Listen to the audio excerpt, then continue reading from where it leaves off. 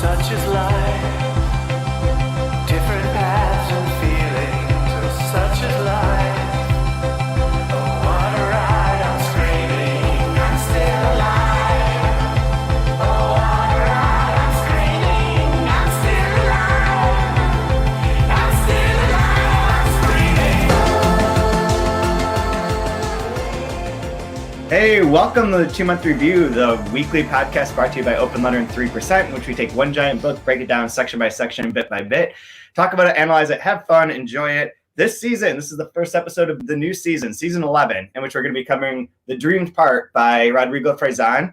And I'm Chad Post from Open Letter Books, joined as always by Brian Wood. Hi, Chad. I think and for those that aren't watching, we both wore blue, which I think We wanted is to match. appropriate to Yeah. match the book. So wonderful. We thought we'd color coordinate this year. This is the most professional season ever. 11. We were in a studio essentially. We're in essentially a studio here. Yeah. If you go back and listen, all the ones that are on prime numbers are usually our best seasons. This is true. Number 11. 1. Yeah, that was good. Number 5 was a 1. Speaking of math, is math a science? Is math a science is maybe my favorite quote of the year. Katy Perry asking, what's his name? Neil deGrasse Tyson. Neil deGrasse Tyson saying, is math science? But congratulations on your song and your pregnancy. Forget those gender reveal parties. Just have a number one single. You should, gender reveal be a single would be perfect. Yeah, way to go. That's what's going to happen with Grimes. Got to capitalize on those kids. God, what a bunch of weird singer stuff we've been talking about today. Yeah, LA is just a hellhole. That whole place. It's all got to fall into the ocean, hopefully, at some point. This is very true. Yeah. Very true. It could happen here. So this is our intro. Yeah, enough death and destruction. Enough death and destruction. Enough pop singers, too. Don't need that.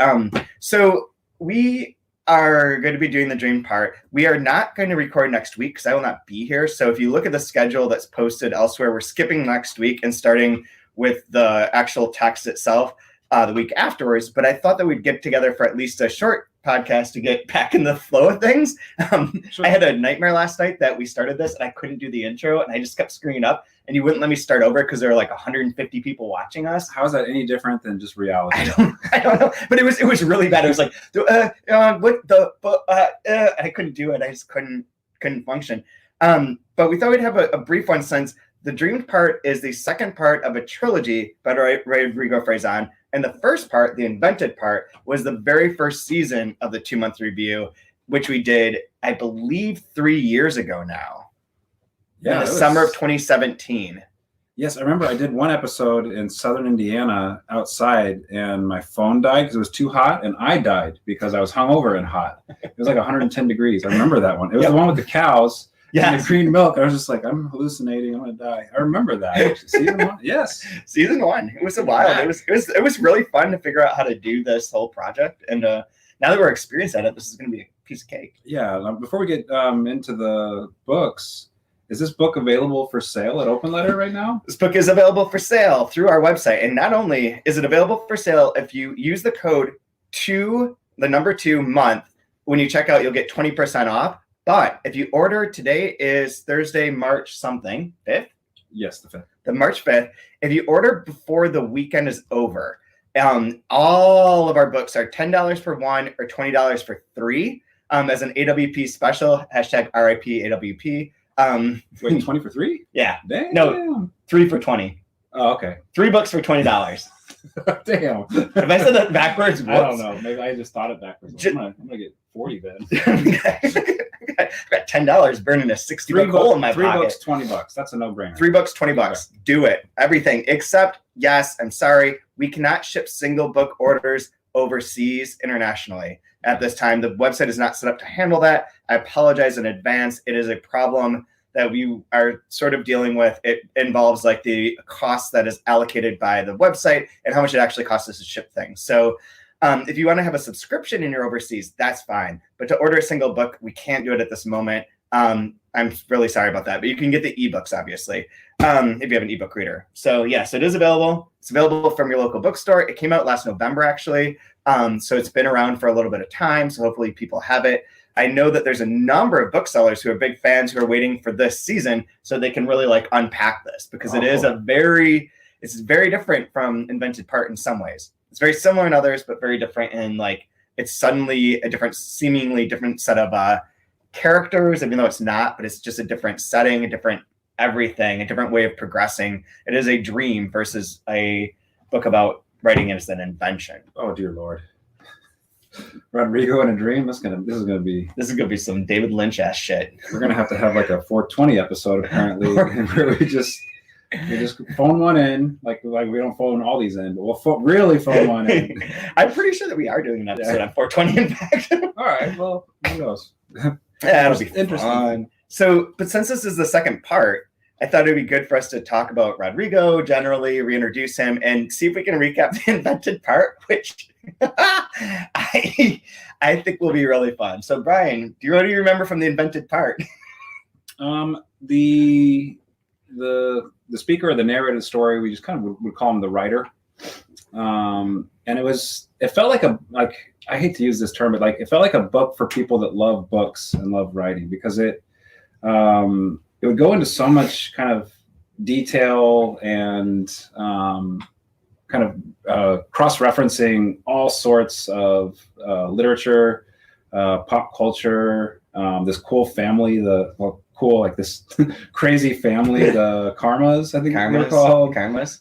But I believe the author wanted to go to the Hadron Collider and become a part of the God particle, to become like this cloud infinite being outside of time, space, like into another dimension of like writing and literature. So it jumps through time and space, and we almost kind of thought of it as dropping a pebble into a pond, and you get these ripple and echoes that come out. And the very first chapter is the outside edge of one side of this pond, and the last chapter is the other edge of it, and it kind of echoes itself out. And you're trying to like spiral yourself into this center, but there really isn't one. So it's just this mind fuck of a book, like a bunch of parentheses next to it. Yeah, exactly. Interesting. Okay. That was my take of it. That is certain of the elements of the book. But I only read it one time. Yeah, so. those are definitely parts of the book. All of them. Let me see if I can try and make a bit of or different plots, and then we can recall them. Yeah, maybe you could actually make sense. I'll try my best.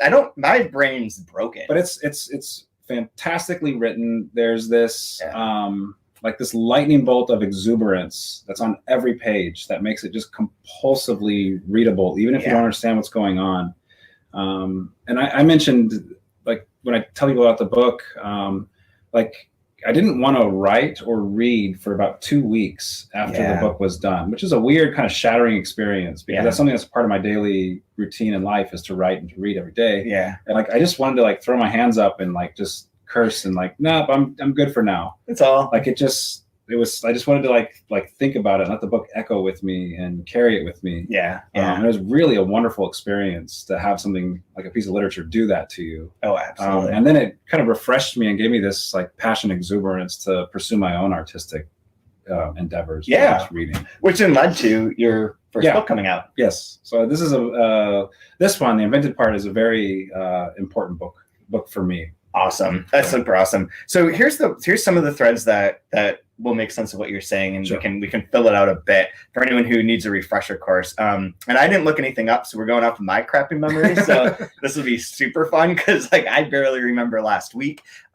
So the writer, it opens with him almost drowning, with his parents reading Tender as the Night, which becomes one of the touchstones throughout the novel. And they're reading the two different versions of Tender as the Night. Fitzgerald's really important.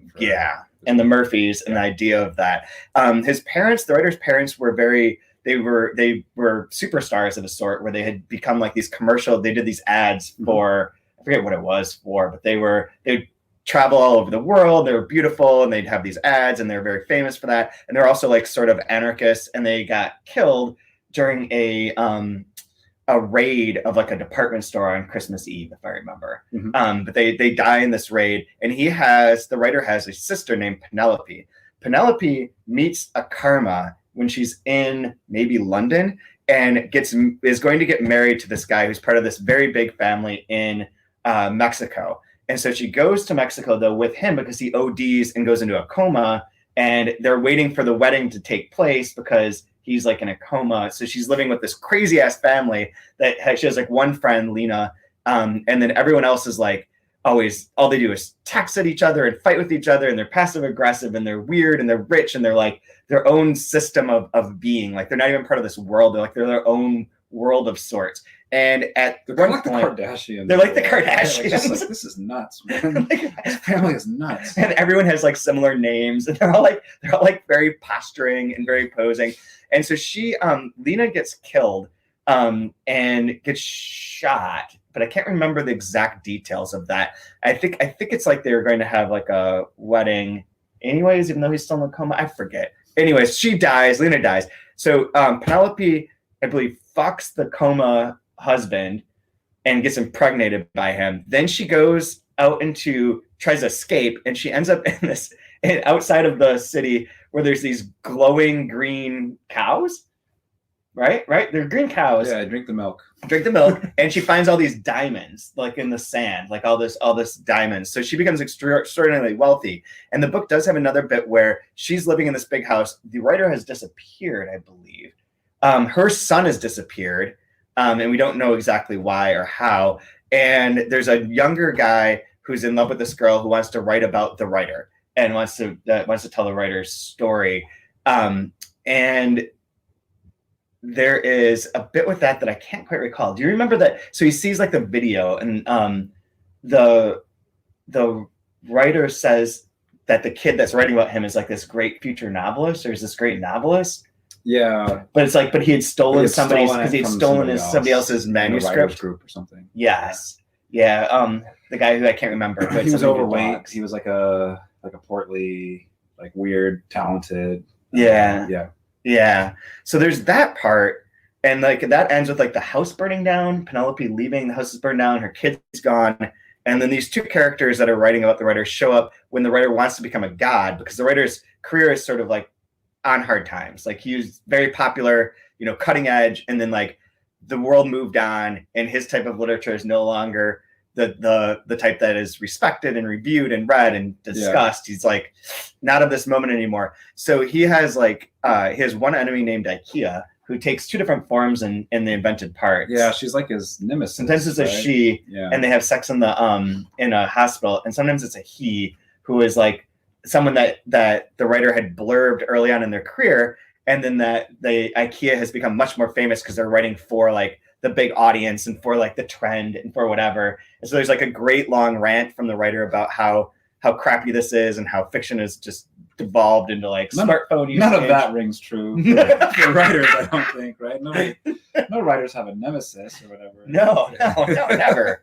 Nobody has nemesis anymore. Or they get jealous if somebody is more popular than they are. No, never. That's just absolutely not possible. So that's all super confusing and convoluted.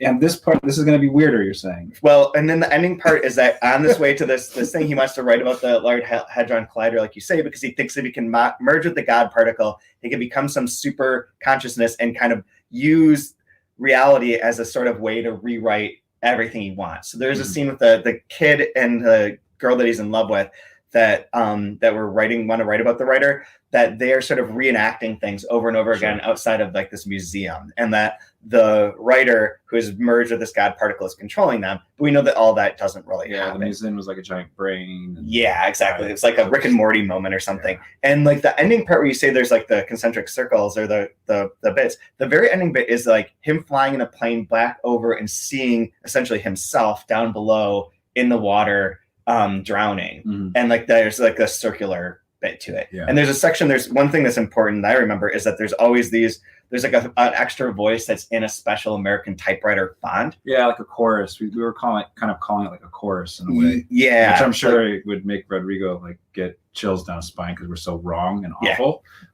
Sorry. Fact. There's a lot of the pop culture references. The Kinks are big in this one. Pink Floyd.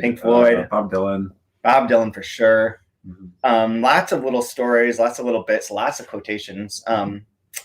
I'm trying to think of anything else. There's a 3-part structure, and the dream part will have a 3-part structure as well, although it's not quite identical in the way that it's constructed. But I think that's a good basis, right? I think like the perfect way to like explain maybe Rodrigo, if you don't know of his work, I was giving one of my first readings at a bookstore. And I didn't even read my own work. I read from the invented part at the beginning of my reading. There's this part about the writer, and he's talking about what it would feel like to have your first book come out. And he was like imagining taking his book off the shelf and like feeling it or smelling it, or like that's good enough. Just that experience alone. And like how I remember reading that and like and connecting with that so intensely of like yes, like sometimes I wonder like, what we do, does it matter? Does it, like, you look at all the books on your shelf and like, man, why am I killing myself over this? This doesn't matter. But then you like have that experience where you do like pull a book off the shelf and like you hold it and you see it and like yes, it does matter.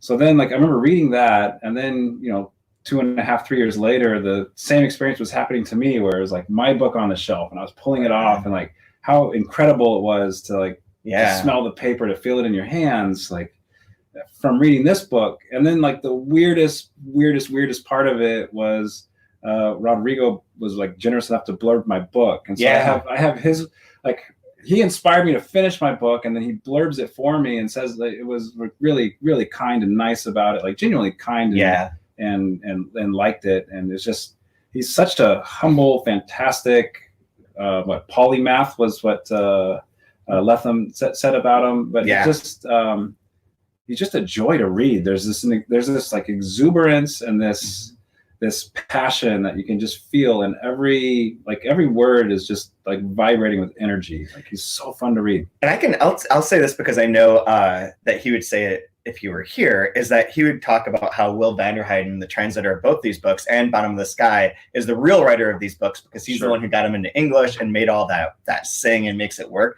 And Will deserves a special shout out for having translated both of these, and for being at work on the Remembered Part, volume 3 of the whole trilogy, which I believe is longer than both of these, not combined, but is like a little bit longer. So it's going to be some time before we get to volume 3, but like it's coming. Yeah, Will's amazing. He does a fantastic job. I don't know what makes a good translation, but I don't even notice that this is translated. So maybe that could be one. That's one way. That's one way. Definitely one way. Yeah, it reads so smooth. It's so funny. There's like a joy on everything. You're absolutely right. There's one other thing that I was thinking as you were saying that was important. I don't remember what it is right now, so it's maybe not that. Couldn't have been that good. No, I don't remember. Except that, like, that this. Oh, I know what it was. That when you say polymath, it reminded me that there's 7 parts. In the invented part, there's 3 parts, but there was like 7 little chapters, depending on how you broke it up. And he wrote them simultaneously. Yeah, remember this was being written in like parallel of like different parts at different days. So there's like that flow. The dream part doesn't have that sense. I mean, maybe I'm wrong. Maybe he would tell us that he wrote it in like some other way. But having worked on the dream part, I didn't get that feeling. I felt like this was maybe more he wrote it in the 3 sections. Consecutively. I don't know. I haven't read a word of it, so I'm really excited. Yeah, it is great. But if you drop $20 and get 3 Rodrigo books, if you want it, you can get all 3 of them. Get all 3. So we're gonna start out at a bookstore, I believe, in Dreams. So we have 2 weeks until this first section begins. I might try to actually power through the invented part just to kind of refresh. You're out of your mind. Well, I don't remember half of what you just said, so I should probably.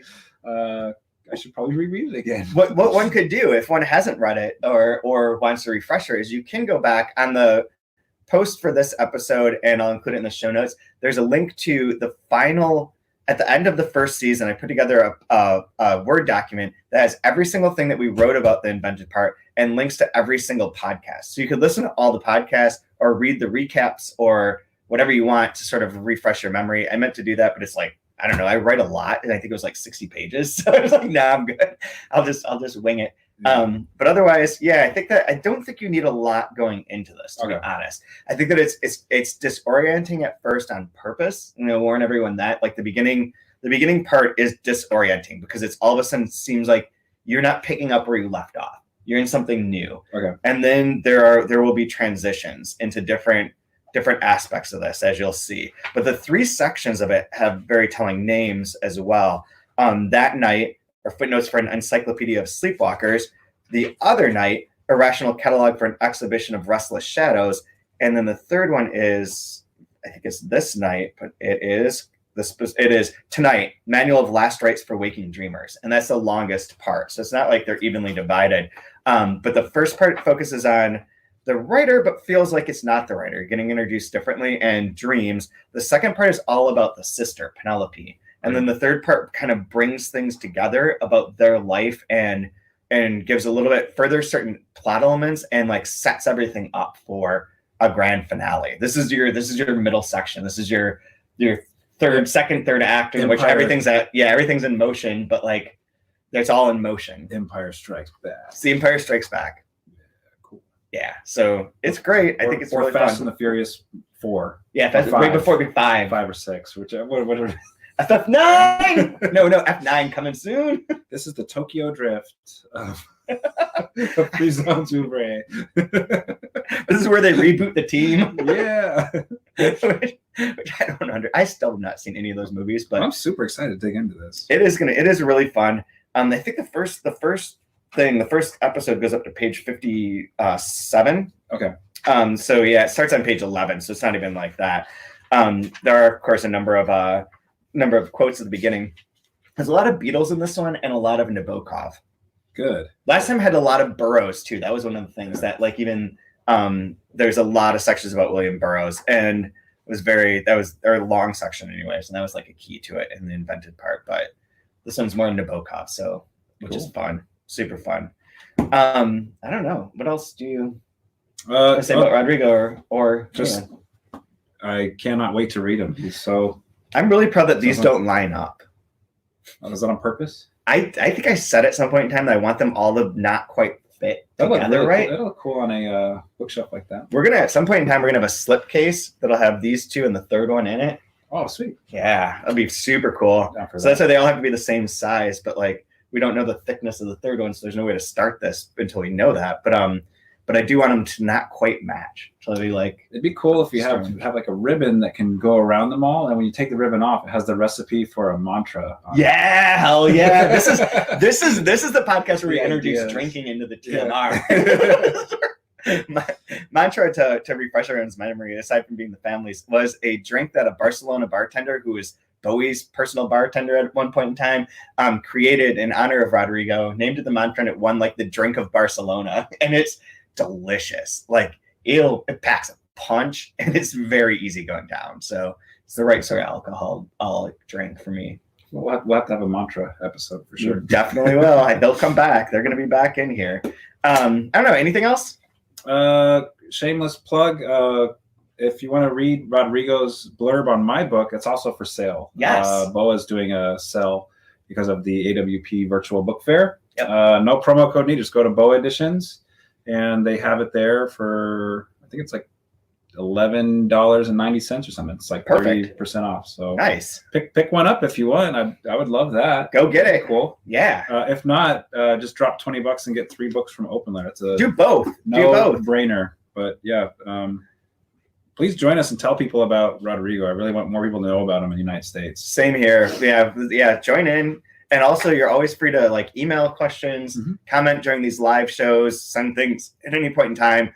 I will set up the Goodreads page so that people can comment within there if you're a Goodreads user. Otherwise, yeah, just participate, listen along, tell your friends, help us get some ratings and some reviews and some listeners. I have an idea for maybe just a quick game we could do in the next 2 weeks. Okay. If you know somebody that has read the invented part, what would be your elevator pitch on like what the book is about?